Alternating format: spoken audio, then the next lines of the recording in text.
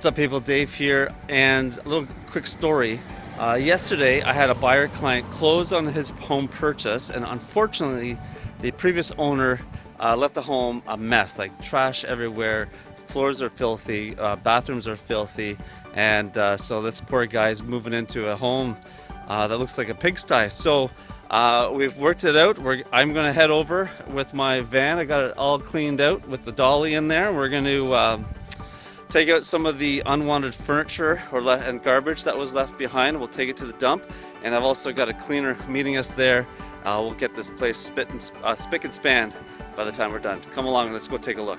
All right, we're on our way to the house, and we're going to clean this place up. So, does this normally happen? No is the answer. In fact, most times sellers are pretty good about it, that homes are acceptably clean when they switch over to the new homeowners, and this doesn't normally become an issue. We also take precautions in our contracts to ensure that this type of scenario doesn't happen as well. One of them is the final walkthrough clause, where we allow one or maybe two, however many number of further showings or further walkthroughs for the buyer to come look at the home. And it's nice to have one, maybe even two. You should have one right towards the end, maybe 1 or 2 days before closing, and that's to visually inspect that the home is in the same condition that you last saw it, or in the condition that it's to be expected. And if there is a problem, it's good to discover it then, so when it goes to the lawyers on closing date, there can be negotiations or holdbacks, however appropriate. Another reason why a walkthrough is kind of a nice thing is if you're thinking about doing any renovations and you want to take measurements, or you want to get a contractor in to take a look at the place, then it's really helpful to have a walkthrough that you can come in and measure and get estimates for renovations. So that's one way to protect, is with a final walkthrough. Now, our timeline didn't allow us to do that this time around, and so another way that you can protect, and sometimes you do both, but this time we had a paragraph that specified how the home was to be left and cleaned. So it was a detailed clause that said that the home was to be cleaned prior to closing, and of course that wasn't followed, hence the big mess that we're going to go clean up today. So how do you resolve this when it kind of happens? Is it normally Dave who goes? No is the answer. In this case, we contacted the other agent, the vendor's agent.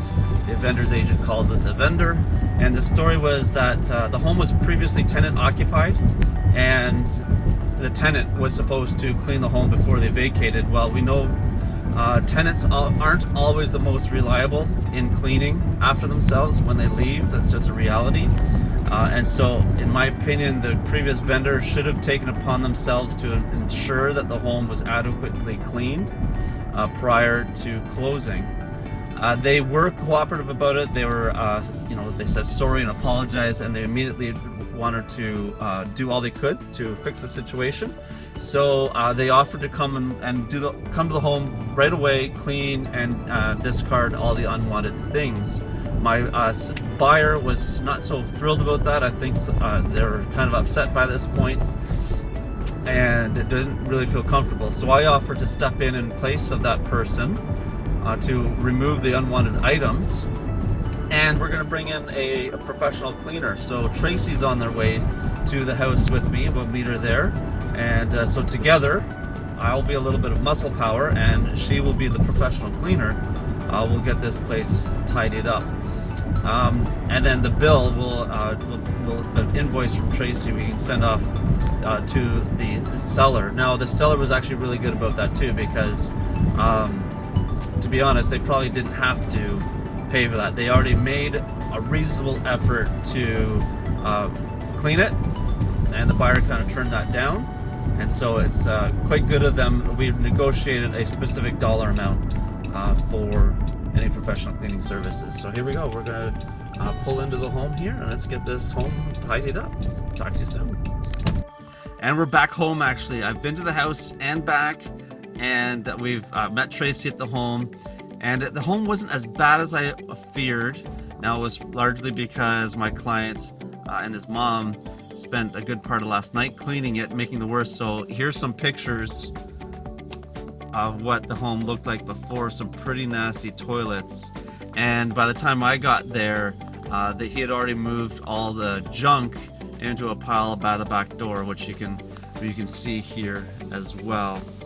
And you know what? Conveniently, it's now sitting in my van. So we got to dispose of this stuff now. Unfortunately, there's actually a lot of paint cans and stuff, which you can't just take to the dump. It's hazardous waste. I think Rona will take unused paint cans. So next problem is to solve is let's dispose of this stuff. Okay, let's go do it.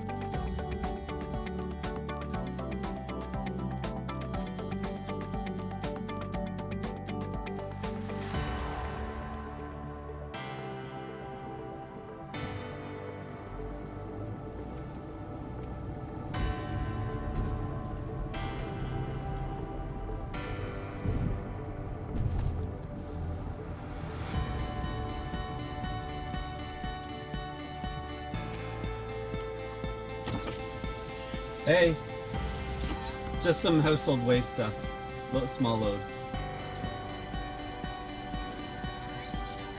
Yeah, yellow bins? Thank you.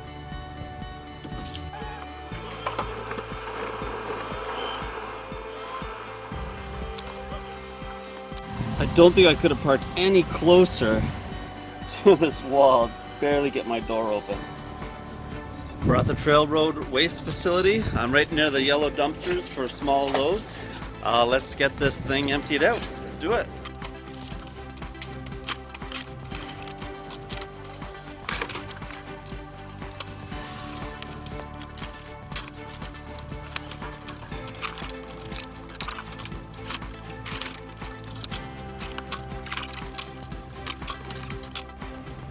One of those garbage bags had kitty litter in it, and now it's everywhere in my van. Joy.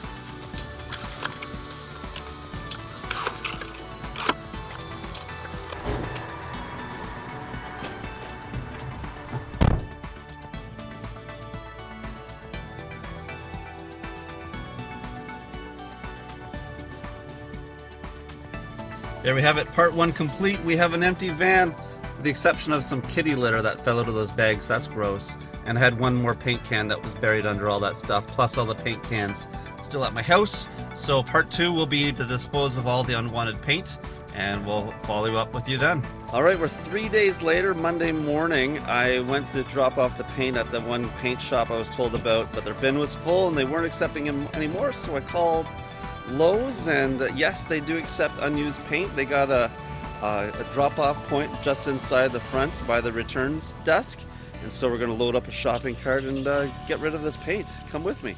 All right, goodbye paint, and thank you Lowe's. So we got our paint drop-off point. Here we got our paint, and there we go. That was our last load. The van is empty.